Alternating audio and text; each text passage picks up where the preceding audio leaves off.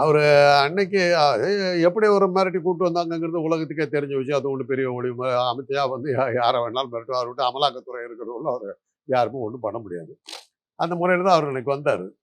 அன்னைக்கு அவர் உட்காந்துருந்த விதம், ஒரு அமைதி காத்த விதம் எல்லாமே ஒரு செயற்கையாக இருந்தது.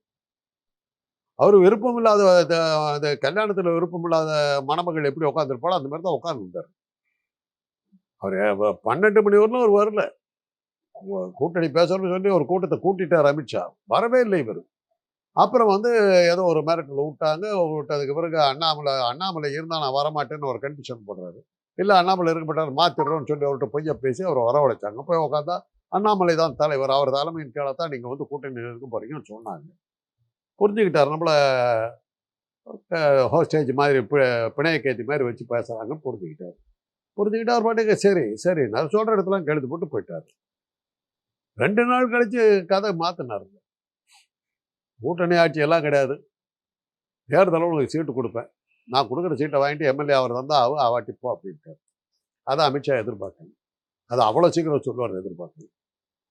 அப்போ தான் தெரிஞ்சுது அமித்ஷாவை ஒரு தண்ணி காட்டிவிட்டாருங்கிறது நமக்கு.